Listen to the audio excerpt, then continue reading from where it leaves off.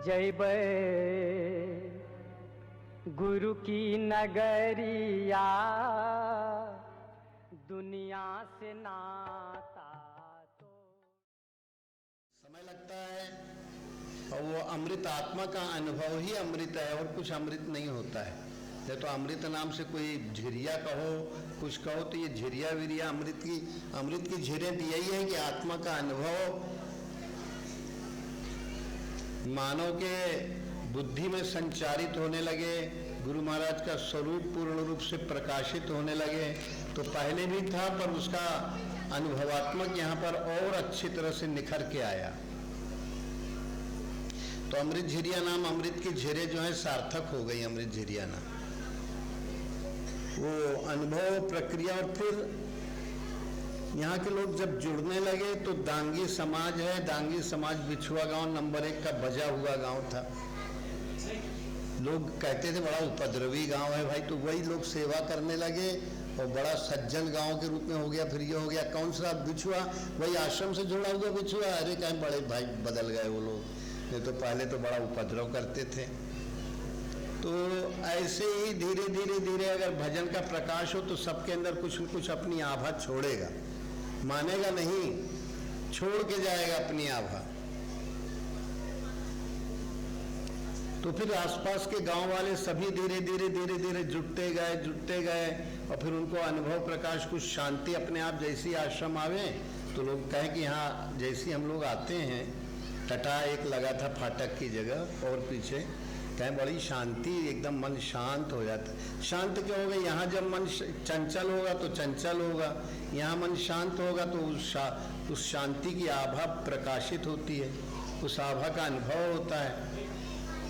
तो अब आई बात कि जो है ये तो अमृत झिरिया के बारे में थोड़ा बहुत संक्षेप में आपको बता दिया। तो उसमें लाने के निमित्त रूप में आप ही महाराज श्री थे और इन्होंने हमसे कहा, ना ये कहते ना आना होता, एक ऐसे एक निमित्त था, निमित्त तो थे ही। और महाराज जी आज भी जो है बड़े उत्साह पूर्वक, शरीर साथ नहीं देता फिर भी जो है हर वर्ष वार्षिकोत्सव में पधारा करते हैं। और भी संत महात्मा, आदरणीय माननीय सभी महात्मा लोगों का बड़ा स्नेह सहयोग रहता है हर कार्य में। अब कौन सा नाम जपा जाए इसके ऊपर आते हैं। सबसे ज्यादा हमारे देश में रामचरितमानस प्रसिद्ध है।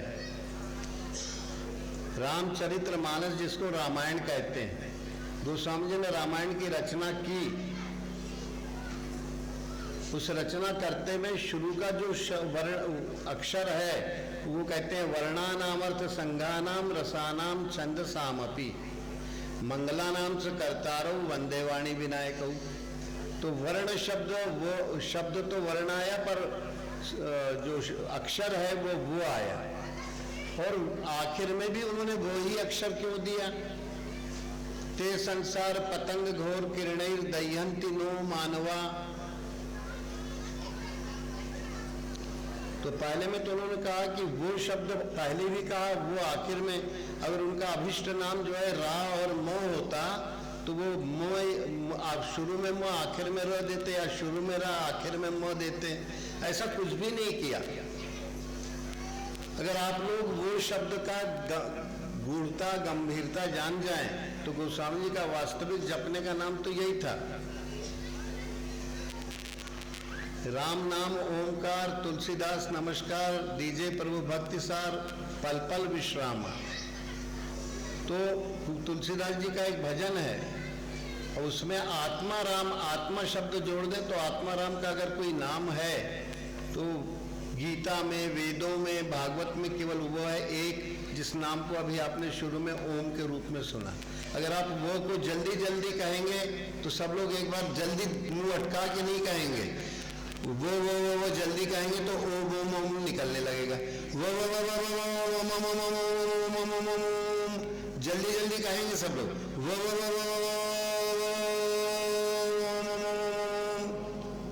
निकलता है ना।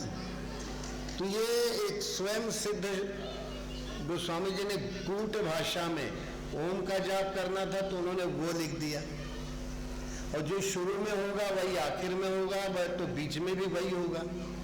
शुरू में भी ओम है और आखिर में भी ओम है। तो हमारे वैदिक आर्य साहित्य में किसी ग्रंथ की रचना जो है की जाती थी तो ओम ही शब्द लिख के की गई है। जितने भी बने उपनिषद हैं, गीता हैं, रामायण हैं, सब ओम की ही स्तुति करने में लगे हुए। तो गोस्वामी जी ने वस्तुतः पूरी मानस में, रामचरित्र मानस में ओम शब्द जो है इसको कैसे जपा जाए ये भी बताएंगे, पर कौन सा नाम जपने योग्य है इसको रामायण, गीता और भागवत के उद्धरण के द्वारा हम आपको प्रस्तुत कर रहे हैं।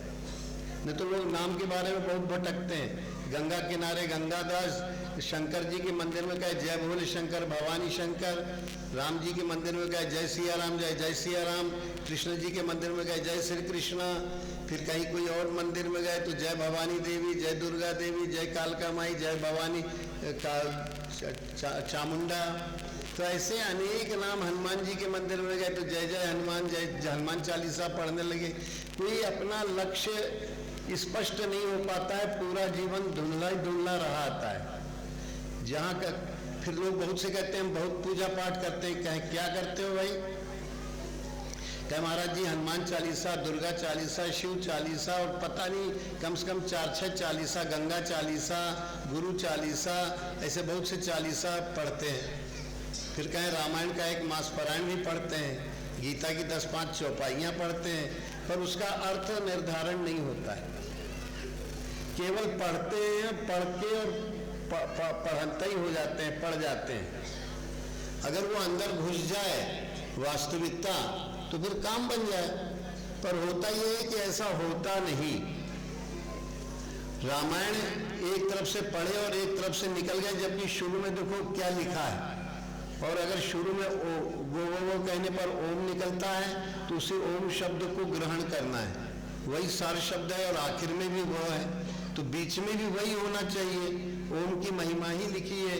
रावण चरित्र मानस था तो आत्मा राम के चरित्र वाला मानस हुआ। रावण चरित्र के कारण सारे देवी देवता दुखी होकर ब्रह्मा जी के पास गए। ऋषि मुनि, देवी देवता, पृथ्वी बुद्धि रूपी धारणी पृथ्वी गई। और क्यों गए? कहने लगे महाराज पृथ्वी पे बोझ बहुत बढ़ गया है, सहा नहीं होता। ये पृथ्वी पे बोझ नाम की कोई मनुष्यों की प्रजाति का बोझ नहीं है, पापों का बोझ नहीं है। तो कौन सा पाप है फिर? आखिर है क्या? ये बोझा कैसे है? अगर पूरी दुनिया के मनुष्यों को मार डालोगे तो क्या मर जाएंगे? बोझा कम हो जाएगा क्या? बिल्कुल कम नहीं होगा। नहीं तो अमेरिका ने जापान में एक बम गिराया था परमाणु, इससे उसने बड़ा उद्धार किया, पृथ्वी का बोझ हटा दिया कहना चाहिए, पर ये क्रिया नहीं है, ये गलत है। तो फिर क्या है वास्तव में? ये सबकी बुद्धि जो है मेधा महिगत सोजल पावन, तो बुद्धि ही पृथ्वी है।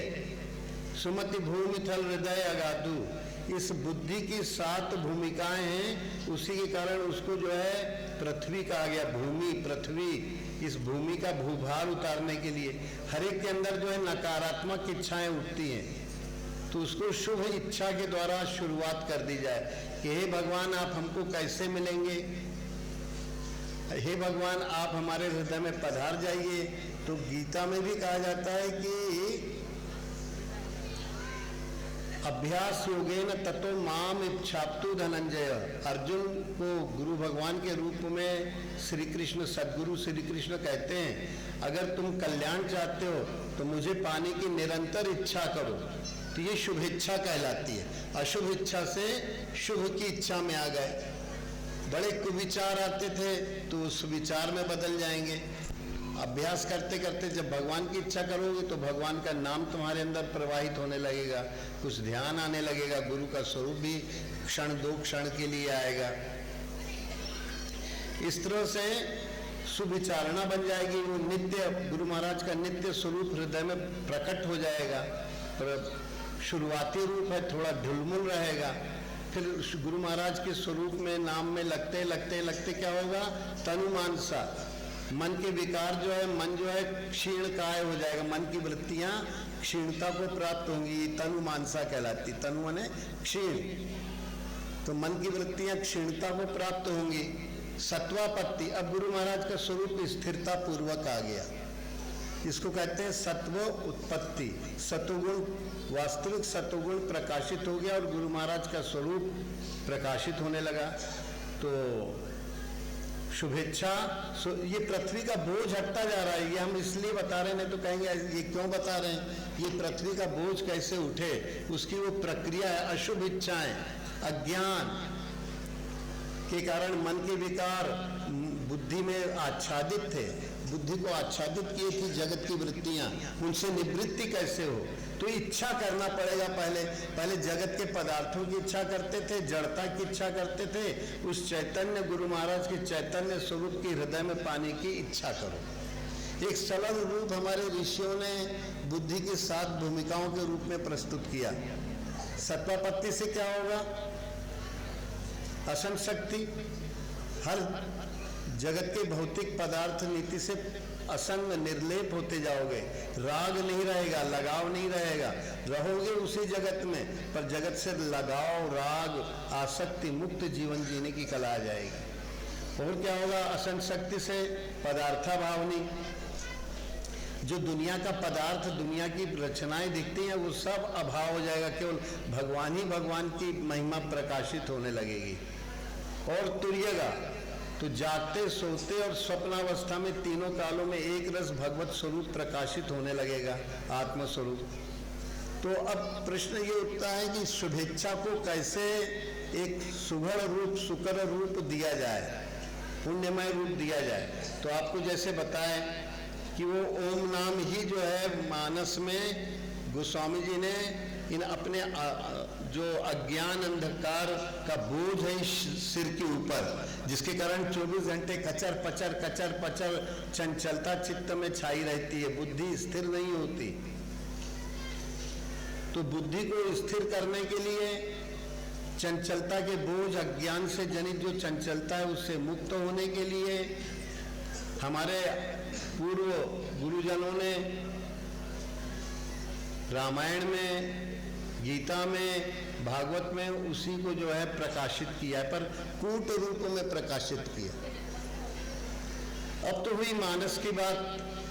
मानस को आप लोग जान ही गए। मानस में 7 कांड जो है, शुभेच्छा, सुविचारणा, तनुमानसा, सत्वापत्ति, असंशक्ति, पदार्था भावनी और तुर्यगा रामराज हो गया।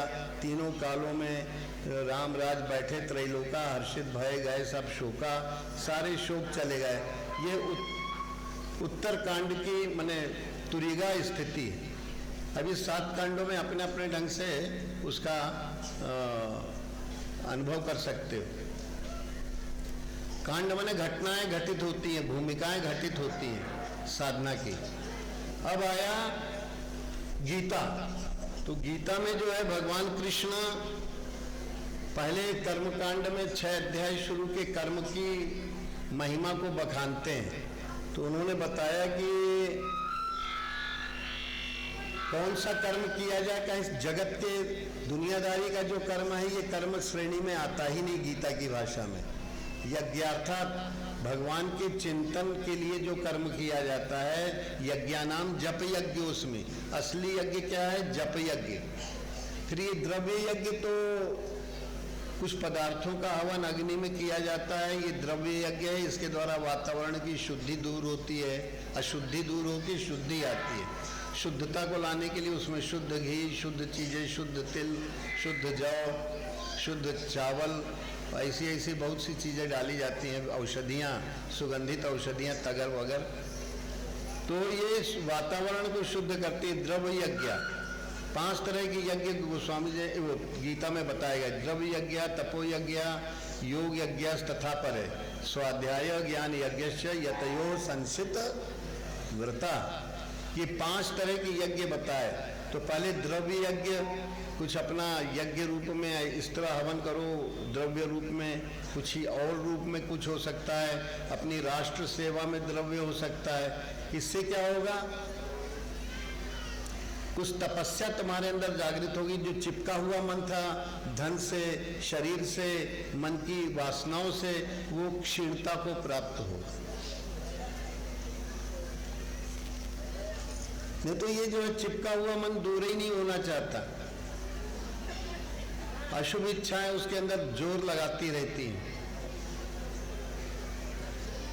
इनसे पार पाने के लिए गोस्वामी जी के बाद ये रामायण का प्रसंग, ये गीता का प्रसंग ले रहे हैं।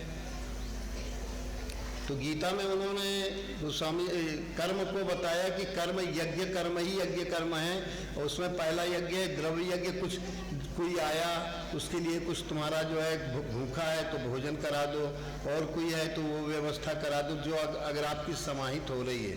तो इससे क्या होगा, द्रव्य यज्ञ करने से आप तपेंगे, आपका मन जो है तपस्या करेगा। जब कुछ आप दान करते हैं तो आप तपस्या करते हैं, नहीं तो चिपके रहते हैं उससे। तो इस चिपकने की प्रक्रिया से 10वां हिस्सा, 20वां हिस्सा, 100वां हिस्सा कुछ जो आपकी संपत्ति का है, आय का है, उसमें से 100वां हिस्सा से ही शुरुआत कर दीजिए। फिर 20वां हिस्सा, 10वां हिस्सा। कुछ संप्रदायों में 10वां हिस्सा दान करने की प्रवृत्ति है, द्रव्य यज्ञ। इसको द्रव्य यज्ञ ले सकते हैं। इससे क्या होगा, तपोयज्ञ, द्रव्य यज्ञ, तपोयज्ञ। मन इंद्रियों को तपाया जाए। मन इंद्रियां विषयों में लोलुप थी, तो मन इंद्रियां, बुद्धि जो है कसी हुई नहीं थी, तो इसमें कसाव, निखार आ जाएगा। जब भौतिक पदार्थों का त्याग होता है, त्याग करते हैं तो तपस्या बनने लगती है। इस तपस्या के प्रभाव से क्या होता है, योग यज्ञ। योग का मतलब अपनी मन की वृत्तियों का निरोध। मन की वृत्तियों का निरोध होने से क्या होता है, अपने आत्मा का स्वरूप प्रकट होता है। जैसे जैसे योग की प्रक्रियाओं में आप लगते हैं तो आत्मा का स्वरूप प्रकट होता जाता है।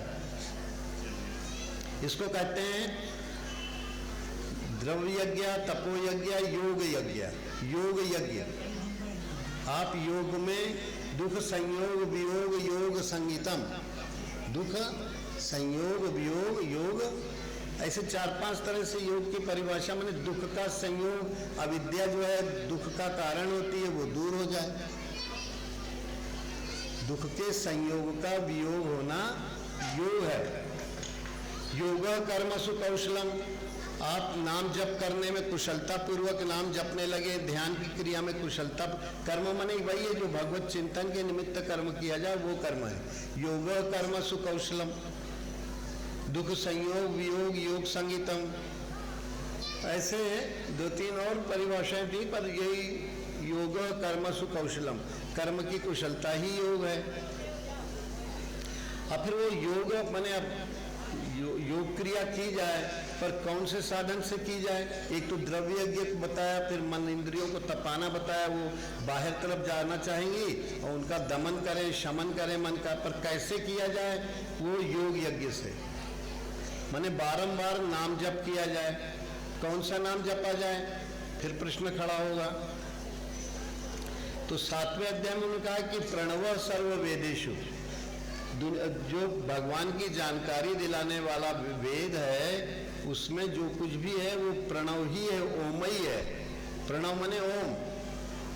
फिर दूसरे अध्याय में उन्होंने कहा अगर तुम मेरा स्मरण करना चाहते हो, तस्मात् सर्वेषु कालेषु मामनुस्मर्यु, तुम मेरा स्मरण करोगे तो साधना चालू हो गई, युद्ध चालू हो गया, तुम्हारे मन के विकार कटना चालू हो जाएंगे।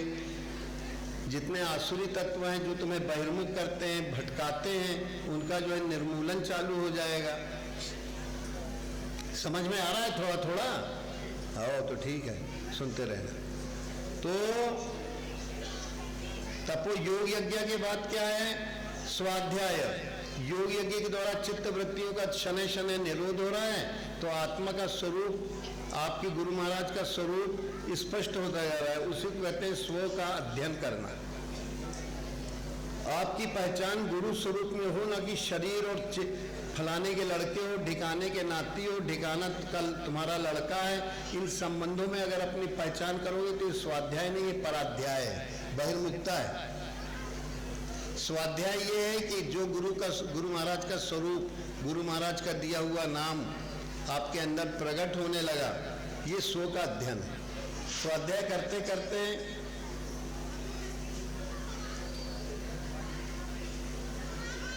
सर्वकर्माखिलम पार्थ ज्ञाने परि सभी संपूर्ण कर्म जो भी नाम रूप में, नाम के स्वरूप में रूप ध्यान करके, लीला करके, भगवान की सेवा सुमिरन करके सेवा रूप करोगे तो वो भी एक कला है, वो भी कर्म है। अपने शरीर के लिए नहीं कर रहे हो, गुरु चिंतन के लिए कर्म कर रहे हो, गुरु स्वरूप की सेवा करके पुण्यार्जन करना चाहते हो, तो ये भी एक वही प्रक्रिया है। अब आया आपका ज्ञान यज्ञ, मने अब सभी कर्म पूस में पूर्ण आप ही आप, तहा नहीं पुण्य रूपा, न पुण्य बचेगा न पाप बचेगा। मन बिल्कुल निश्चल होके गुरु महाराज का जो स्वरूप है वो स्वरूप उसको मिल जाएगा, और उसका शरीर मन पूरा बुद्धि इसका परिवर्तन हो जाएगा। तो नाम कौन सा है? तो 8वें अध्याय में मरना कैसा, मरा कैसे जाए, कैसे मृत्यु को वरण किया जाए, तो उन्होंने बहुत अच्छे ढंग से बताया मृत्यु को वरण करना है। तो पहले जानो कि इस शरीर के अंदर अधियज्ञ जप यज्ञ के परिणाम से हुआ है। तो गीता में कहते हैं पहला कि अधियज्ञम अहमे वात्र देहे देह भृताम वर।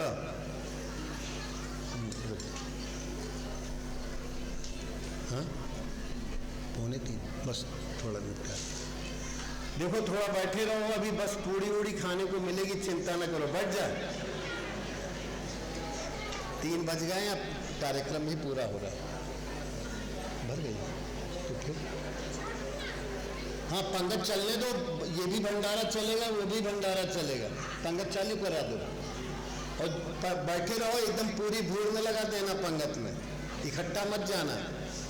तो ये ठीक किया, उधर भी भंडारा भी चलता रहेगा, इधर ज्ञान यज्ञ का भंडारा चलता रहेगा, दोनों काम। हाँ तब तक तुम लोग बैठो रहे हो, पूरा भर गया है।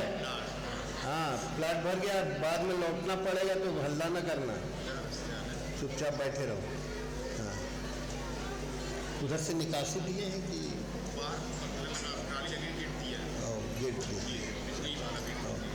तो ये ओम का जाप जो है 8वें अध्याय में भगवान कृष्ण कहें कि भूत जो बीत गया समय, उस समय भी तुम मेरा ही नाम, मेरा ही स्वरूप देखो, वर्तमान काल में भी तुम मेरा स्वरूप देखो, और जो भविष्य काल की चिंता दिमाग में उमड़े तो उसको भी समझो कि गुरु महाराज आप ही आप, आप ही आप, आप ही आप हो।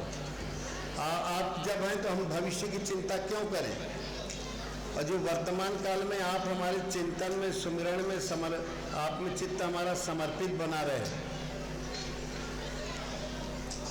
तो कहें तस्मात् सर्वेषु कालेषु मामनुस्मर युद्ध करो, युद्ध। अब वहां पर ये नहीं कहा कि किससे लड़ो, युद्ध करो, मेरा स्मरण करो। तो कैसे स्मरण करेंगे? तो उसको 13वें श्लोक में कहते हैं ओम इति एकाक्षरम ब्रह्म व्यवहारन माम अनुस्मर। सभी देहधारियों के अंदर गुरु महाराज आत्मा रूप से विराजमान है। सुनाई दे रहा है कि नहीं रहे? सबके शरीरधारी जितने भी हैं, अधियज्ञम अहमे वात्र देहे देह भृताम, ये प्रतिज्ञा है भगवान की। गुरु भगवान कहते हैं कि मैं सभी देहधारियों के अंदर अव्यक्त रूप से हूँ, पर अगर वो लगाव वाला हुआ, झुकाव वाला, अनुरागी हुआ, तो उसके अंदर मैं प्रकट भी हो जाता हूँ। उसका स्वभाव आत्मा की अधिकता का चिंतन करने वाला हो जाता है। तो धीरे धीरे धीरे वो कहते हैं ओम इति एकाक्षरम ब्रह्म व्यवहारन माम अनुस्मर। अगर तुम मेरा स्मरण करना चाहते हो तो एक ही नाम है, दूसरा नाम नहीं है कोई। वो नाम कौन सा है? ओम। उनका ओम इति एक अक्षर, एक ही अक्षर है, कोई दूसरा अक्षर है ही नहीं। नहीं तो कोई सोचेगा कि कोई और अक्षर भी आ जाए, कोई और नाम ले ले, कोई गुंजाइश नहीं रखी है उन्होंने। उस व्यापक परमात्मा ब्रह्म का एक ही नाम है, उसको कहते हैं ओम के रूप में उन्होंने कहा। ये नाम निरूपण बता रहे हैं, उसके बाद उसको जपने की विधि बताएंगे आपको, क्योंकि भंडारे का काम चालू है, उससे कोई रोक टोक नहीं। अभी जाओगे तो वहां फुल है, जगह नहीं है वहां। तो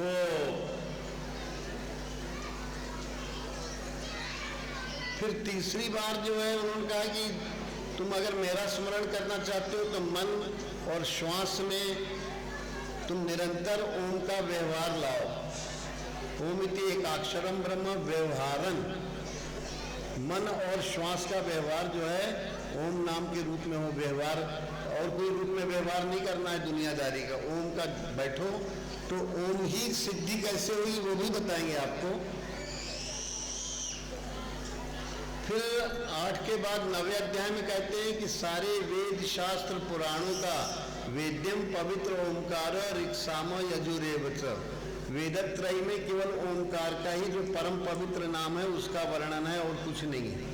आगे भी ओम है, पीछे भी ओम है, बीच में भी उसी की प्रक्रिया है। और 10वें अध्याय में भी गिरामस्येकम अक्षरम, पूरी वाणी का सार जो है केवल ओम है। जो ओम इति एक अक्षरम ब्रह्म का एक अक्षर ही है। गिराम अस्य एक अक्षर, एक अक्षर क्या है? ओम। अच्छा, तो ये 4 प्रमाण गीता में 7वां अध्याय, 8वां अध्याय, 9वां अध्याय और 10वां अध्याय। फिर 17वें अध्याय में भी ओम तत्सदिति निर्देशों कहते हैं। तो इस तरह निरंतर,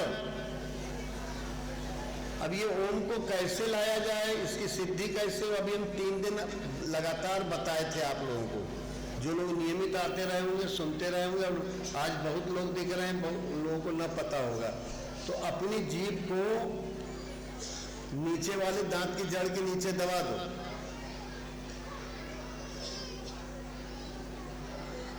कल भी बताए थे और परसों भी बताए थे। तो अपनी जीभ को नीचे वाले दांत हैं सबके, उसकी जड़ के नीचे अपनी जीभ को ऐसे घुसेड़ दो।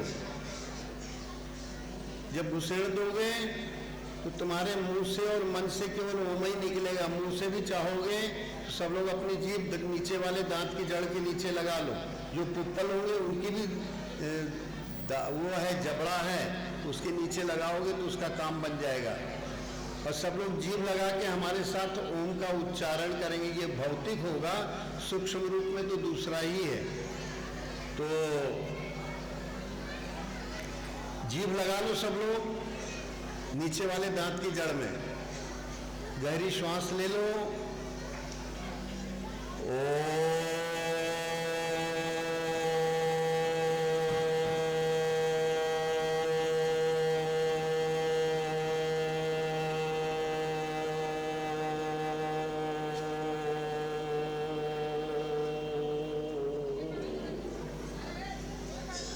और कोई नाम अगर किसी से जीभ लगाने के बाद दृढ़ता पूर्वक जीभ लगाएंगे तो कोई नाम दूसरा आ रहा है क्या? किसी के आ रहा हो तो बताना भाई। क्यों? ओम ही आ रहा है, और किसी को तो नहीं आ रहा दूसरा नाम, तो हाथ उठा देना तो हम जान जाएंगे कि कोई और भी नाम है, हमें ज्ञान हो जाएगा। तो ओम ही निकलेगा। चाहे मन से भी तुम अपनी जीभ को जब लगा देते हो सब लोग, तो ओम के अलावा मन भी कुछ दूसरा नाम सोच नहीं सकता। श्वास में उसको ओम ही ओम सुनाई देगा। एक बार और ओम का करना है, क्योंकि परम पवित्र है, वेद्यम पवित्र ओमकार। और भागवत में इसको परम शुद्ध परम पवित्र बताया, वो भी आगे बताएंगे। भागवत कथा परीक्षित के प्रति परम विरक्त शिरोमणि परमहंस सुखदेव जी के द्वारा कही गई है। और कल उनका थोड़ा प्रसंग लिए थे, थोड़ा संक्षेप में बता दें कि शंकर जी अमर कथा कह रहे थे। पार्वती से उन्होंने प्रतिज्ञा करा ली थी कि जब हम अमर कथा सुनते सुनते बीच में हूँ किया करो, ये तो हम सोचेंगे तुम सो गई हो। तो वहां पर उसी समय एक अंडा फटा और पार्वती तो सो गई, पर वो अंडे से जो शुग्गा निकला शंकर जी की वाणी सुन के उसके अंदर दिव्यता आ गई और वो हुकारी भरने लगा। और भरते भरते भरते भरते भरते भरते शंकर जी की अमर कथा जो है पूरी हो गई। वो अमर हो गया अमर कथा सुनने से। तो शंकर जी ने कहा कि देखिए ये हुकारी कैसी इतनी भर रही है। तो देखिए वो एक अंडा तोते का फूटा और तोते का बच्चा नीचे गिरा और वो हुकारी भर रहा था। शंकर जी की वाणी सुन के वो भी अमरता को प्राप्त हो गया था अमर विद्या सुनने से। तो शंकर जी कहे कि साला सही में हमारी विद्या सीखा है कि झूठ मूठ सीखा है। तो उन्होंने अपना त्रिशूल उठा के दे मारा तो शुग्गा भागा, कहे गुरु भगवान हम आपकी विद्या पकड़ ली, अब हमारा कुछ बिगड़ने वाला नहीं आपकी कृपा से। शुग्गा आगे आगे और त्रिशूल पीछे पीछे दौड़ा। जब त्रिशूल पीछे पीछे दौड़ा तो व्यासाणी व्यास जी, जिन्होंने पूरे 18 पुराण कहा जाता है लिखे हैं और चारों वेदों का उन्होंने अलग अलग, पहले एक ही थे तो ओम के रूप में वेद थे, उसको उन्होंने छांटा और उसको 4 वेदों के रूप में निरूपित किया। तो व्यास जी कहे हमारे पास बच्चा पैदा करने की समय नहीं है। तो कहने लगे कुछ लड़का तो हमें चाहिए, वैवाहिक जीवन का सार लड़का होना चाहिए। कहीं हमारे माथे ना मिलेगा तुझे, तो कहीं फिर कैसे मिलेगा? कहीं सूर्योदय के समय तू मुंह फाड़ के और 1-2 घड़ी और फलाने मंत्र का जाप किया कर ओम का। वो करने लगी तो उसी समय त्रिशूल जो है पीछा करते हुए आया और कहे हम न मरम मरी है संसारा, हमका मिला जियावन हारा। गुरु महाराज से हमको अमर विद्या मिल गई, अब हमको मारने वाला कोई नहीं है। शरीर भले चला जाए तो शरीर का उन्होंने स्थूल शरीर का शुग्गा तोते शरीर का त्याग किया और सूक्ष्म शरीर से व्यासाणी के अंदर प्रवेश कर गए। जब व्यासाणी के अंदर प्रवेश कर गए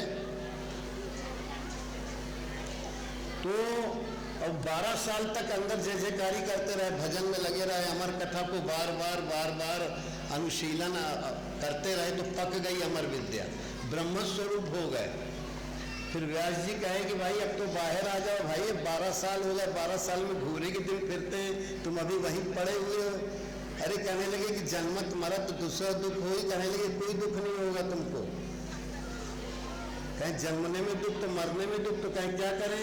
कहीं हम एक विद्या बताते हैं तुम्हें, तुम तत्काल निकल आओगे। कहीं कितने जल्दी निकल आएंगे? कहीं सुई की नोक पर सरसों का दाना जितनी देर टिकता है उतनी देर में तुम आ जाओगे। सुई की नोक पर सरसों का दाना रखोगे, गिर जाएगा, दाना लुढ़क जाएगा। कहीं ऐसे तुम आ जाओगे, हमारी ये वाली युक्ति सुन लो। उन्होंने युक्ति बताई। तो गर्भ में कोई बच्चा बोल तो नहीं सकता है, पर मानसिक जो संवाद था वो हुआ। नहीं तो कहोगे कि कहीं अगर बोल देता शुभदेव तो मुंह में गर्भजल भर जाता, मर जाता, पर ऐसा नहीं हुआ। शुभदेव 12 साल का छोटे शिशु ही रूप में था, जब बाहर आया शिशु रूप में तो एकदम बढ़ गया, 12 साल का हो गया।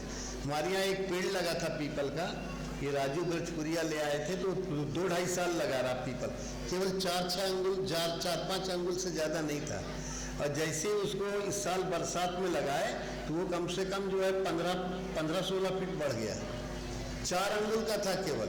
ऐसे ही व्यास जी जो है व्यासाणी के अंदर वो शुभदेव जो है 12 साल रहा और जब बाहर आया तो एकदम बढ़ा तेजी से।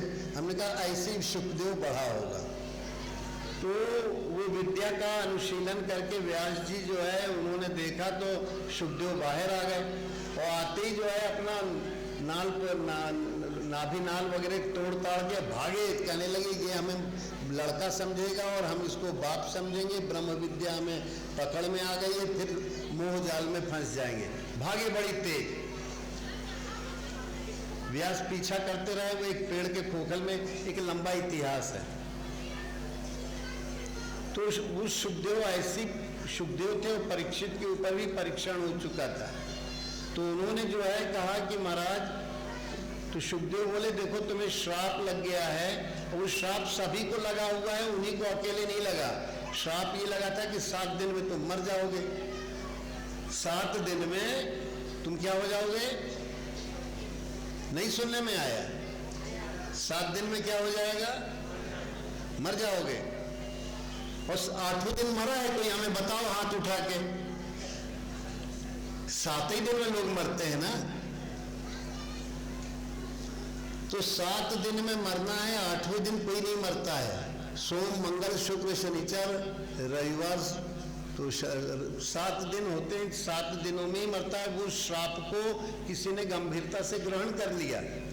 तो परीक्षित को शुभदेव कहते हैं कि जब किसी की मृत्यु सन्निकट समझ में आवे, 7 दिन ही तुम्हारे पास शेष हैं, तो तुम एक काम करो, इधर उधर का चिंतन छोड़ दो और जो हम मंत्र बताते हैं उसका अनुष्ठान करो,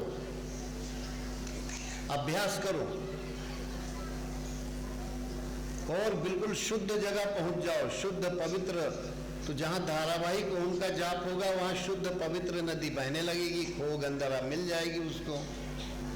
तो फिर वो क्या बताते हैं, क्या करना है? अभ्यसेन मनसा शुद्धम त्रिवद ब्रह्माक्षरम परम। तुम 3 मात्राओं वाले ओम का निरंतर ब्रह्म अक्षर है वो, जिसको अभी गीता में क्या कहा, ओम इति एकाक्षरम ब्रह्म, ओम इति एकाक्षरम ब्रह्म। तो उसी ब्रह्म को उनका 3 मात्राओं वाला है और इसको जो है तुम अभ्यास निरंतर करते रहो। वो कथक्कड़ इतना बड़ा 18,000 श्लोकों का भागवत कहाँ सुनेगा वो परीक्षित? अभ्यास करेगा कि कथक्कड़ सुनेगा? परीक्षित के पास फिर समय नहीं है, या तो गुरु महाराज का है ओम का जाप करो वो पूरा करो, या 18,000 श्लोकों का पूरा सुनो। तो ये तो फिर व्यास शैली से बना लिया गया।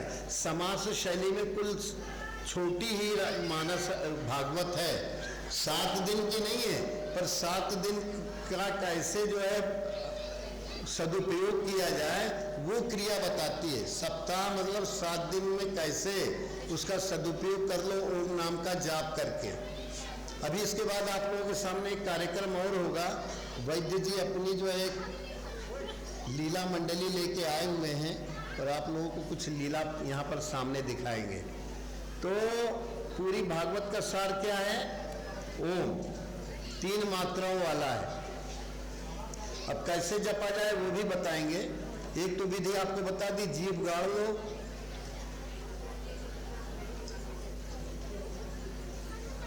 तुम्हारे मन में ओम ही ओम उठेगा, कोई दुनिया की अलाय बलाय। एक और विधि 2 विधि और बताएंगे, एक और बता देंगे। तो फिर उसके कहते हैं कि इससे क्या होगा भाई अभ्यास करने से? तो मन यच्छे जित श्वासो, मन यच्छे ब्रह्म बीजम अविस्मरण। वो ब्रह्म का प्रकृति का कारण जो ओम है, ब्रह्मा का कारण, वेदों का कारण, वेद कार्य हैं और उनका कारण क्या है? ओम। ओम जान जाओ तो तुम पूरे वेदों को जान गए। जब कोई वेद नहीं था तो ओम ही वेद था, भागवत में आता है। तो वो कहते हैं कि मन यच्छे, तुम मन और प्राणों को जीत लोगे, माने ओम का जाप श्वास भी करेगी और मन से भी संकल्प करोगे ओम का। जीता कैसे जाए? मन और श्वास से ओम का जीभ लगा के निरंतर श्वास में मन के संकल्पों के द्वारा ओम ओम का अनुष्ठान करो। आ रहा है समझ में कि नहीं आ रहा है? आ रहा है तो करना पड़ेगा। ये नहीं कि इस कान से सुने इस कान से निकाल दिए। मना यच्छे जित श्वास हो, मन और श्वास को जीत लोगे ओम का, उसमें क्या होगा? व्यवहार। मन यच्छे जित श्वासो ब्रह्म बीजम अविस्मरण। फिर वो ब्रह्म बीज माने जो ब्रह्म का कारण, वेदों का कारण, प्रकृति का कारण, ब्रह्मा की भी उत्पत्ति ओम नाम ही से हुई है। भगवान ने संकल्प किया कि सृष्टि की जाए, तो सृष्टि करने के लिए उन्होंने ओम का जाप किया। तो नाभि कमल से ब्रह्मा बुद्धि प्रकट हुई और बुद्धि से फिर जो है मन प्रकट हुआ, अहंकार प्रकट हुआ, जगत की रचनाएं प्रकट होती चली गई। तो ब्रह्मा उसका जो है कार्य रूप में प्रथम परिणाम प्रकट हुआ। ओम जो है अव्यक्त रूप में था और वो व्यक्त रूप में ब्रह्मा का स्वरूप बन के खड़ा हुआ और यही सृष्टि रचना का कारण बना। और वो अविस्मरणीय हो गया है। मन और मन के संकल्प ओम में ही चले और कोई संकल्प नहीं करना है। तो मन और प्राणों को जीत लोगे तो क्या होगा? निरंतर ये धारा चालू रहेगी। अमृत झिरिया नहीं, अमृत धार चालू हो जाएगी। अमृत की झीरें पहले बनेंगी और फिर वो झीरें बनते बनते अमृत धारा बन के तुम्हें वो धारा पार ही करा देगी। धारा रूप ही हो जाओगे। अब प्रश्न उठता है कि इसको और सुगम कैसे किया जाए, तो दोनों भावों के मध्य में ये उंगली लगा लो ऐसे। ये उंगली लगाओगे तो एक अंगुल उसके नीचे जो है वो जगह, ये नाक की सबसे ऊंची वाली हड्डी है, ये दधीच ऋषि की हड्डी है, ध्यान चिंतन की हड्डी है। दधी माने ध्यान, ची माने चिंतन। ध्यान चिंतन की ये हड्डी है, ये सबसे ऊंची, पूरी नाक में टटोल के देख लो, सबसे ऊंची हड्डी इसी जगह है। अब इस जगह अगर तुम लोग ओम कहोगे तो श्वास चलेगी, और कोई नाम लोगे तो श्वास रुंध जाएगी। करके देखो, सब लोग सीधे बैठो और इस जगह मानसिक रूप से ओम ओम कहो, मुंह से नहीं कहना है।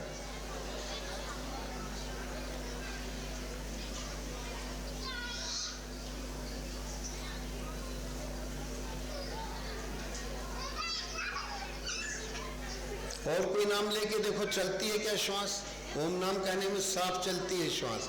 और कोई नाम लोगे तो श्वास रुंध जाएगी। सब लोग प्रयोग करके देख सकते हो, हमारी बातों पर मत जाना, अपने पहले कसौटी पे कसो, सही बात है कि नहीं। एक ओम से श्वास आती है, एक ओम से जाती है। एक हमारे विनोदी महात्मा मिले, कहें कि और नाम का गायब हो जाइए। हम कहा बिल्कुल गायब हो जाएंगे, निश्चिंत रहो। सुबेरे सैर सपाटे में गए थे, सुबेरे घूमा करते हैं शरीर रूप से।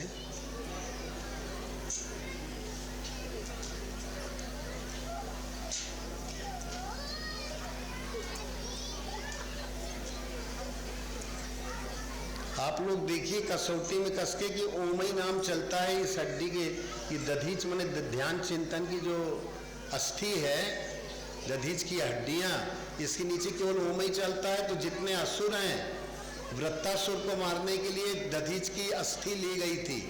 और दधीच की अस्थि क्यों ली गई थी? कि पूरे हमारे चित्त को, बुद्धि को, हमारी चेतना को वो ऐसा असुर है, ऐसी वृत्ति है जो आसुरी वृत्ति है, वो ढके रहती है तो दिन भर मन भागता रहता है। उसको मारने के लिए वज्र हड्डी दधीच वाली, दधीच ऋषि की दृढ़ हड्डी मिली हुई है।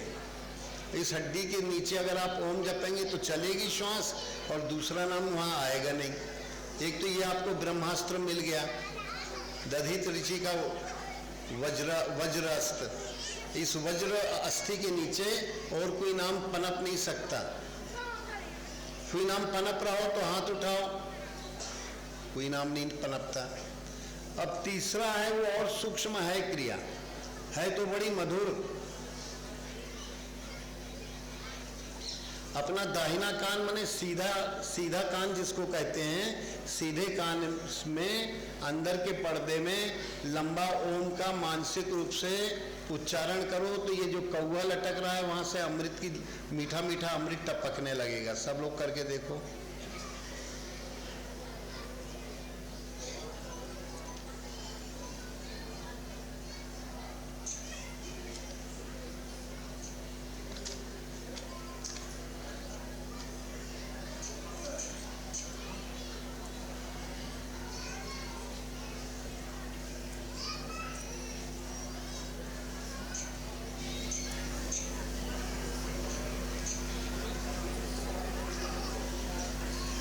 ग्यारह बार करना है। फिर उसके बाद आपके सामने एक कार्यक्रम आध्यात्मिक छाप लेकर के प्रस्तुत होगा।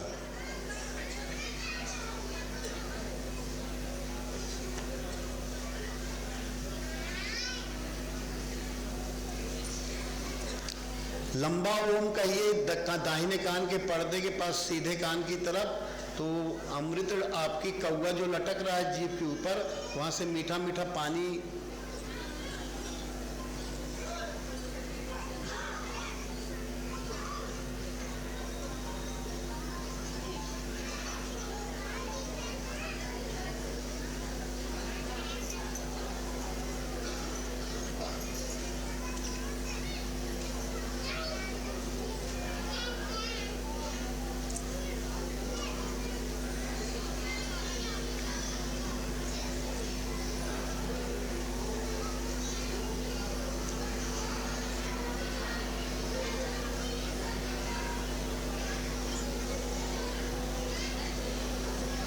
तो वास्तविक भागवत यही है। 11 आप 108 बार ओम का जाप करिए, 1 माला हो जाएगी, 2 माला हो जाएगी, 3 माला हो जाएगी। आप जितना जाप करेंगे उतना ही आप अमृत का अनुभव करेंगे। अमृत चूता है, इसमें मीठा मीठा पानी आता है। और इस तरह आपको कौन सा अमृत जिरिया आने का प्रयोजन कैसे बना, वो अमृत नाम कौन सा है, ओम नाम है, उसको कैसे अनुभव में लिया जाए वो भी आपको बताए।